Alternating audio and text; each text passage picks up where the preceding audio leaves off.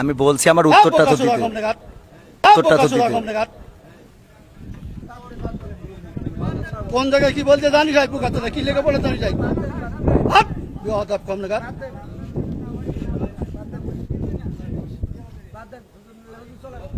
একদম বাস্ত করে দেবো সব একদম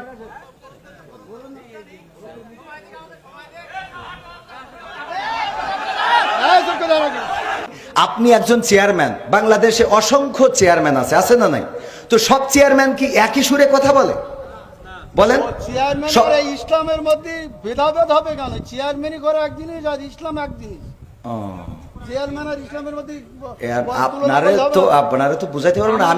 আমি যদি বলি, যেমন আপনি একজন আলহাজ মানুষ, দেখেন আপনি সব বাদ দেন, ইসলামের বেসিক কিছু নিয়ম আছে। ইসলামের কোনো সম্পর্ক নেই। আচ্ছা, ইসলামের তো আপনি হজটা করেছেন, তাই না?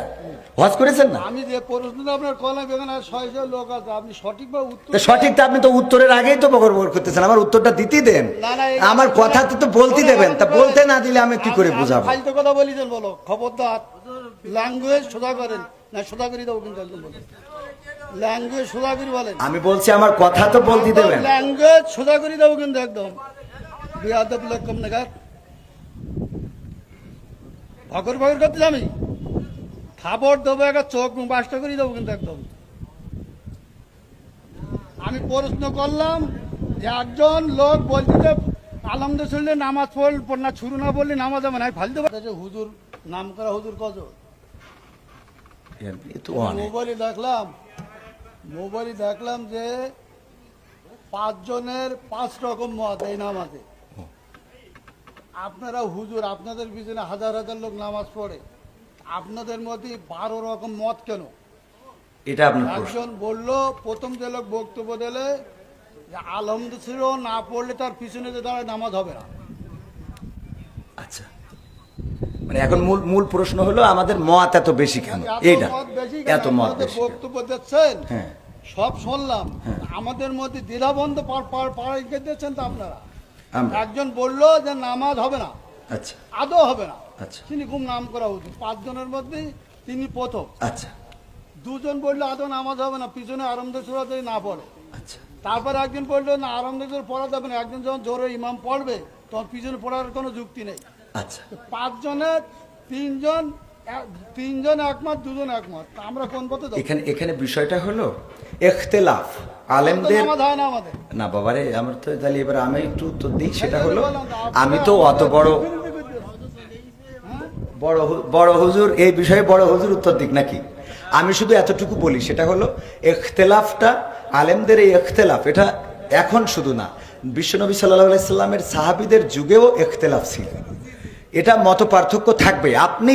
আপনি একজন চেয়ারম্যান, বাংলাদেশে অসংখ্য চেয়ারম্যান আছে না নাই? তো সব চেয়ারম্যান কি একই সুরে কথা বলে? বলেন। চেয়ারম্যান ইসলামের মধ্যে ভেদাভেদ হবে কেন? চেয়ারম্যানই করে এক জিনিস আর ইসলাম এক জিনিস। চেয়ারম্যান আর ইসলামের মধ্যে আপনারা তো বুঝাইতে পারবেন না। আমি যদি বলি, যেমন আপনি একজন আলহাজ মানুষ, দেখেন আপনি সব বাদ দেন, ইসলামের বেসিক কিছু নিয়ম আছে।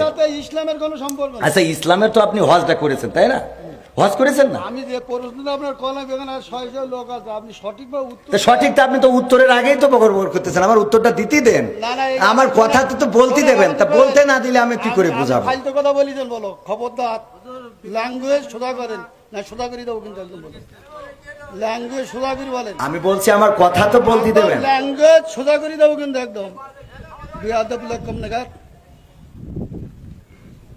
ভগর করতে আমি খাবার দেবো, একটা চোখ মুখ বাসটা করে দেবো কিন্তু একদম। আমি প্রশ্ন করলাম যে একজন লোক বলছে আলহামদুলিল্লাহ নামাজ পড় না, ছুরু না বললে নামাজ হবে না। ফালতু পারতেছি। আমি বলছি আমার উত্তরটা তো দিতে।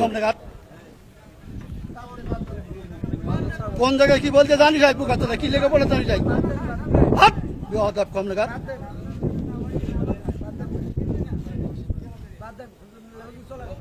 একদম বাস্ত করে দেবো সব একদম।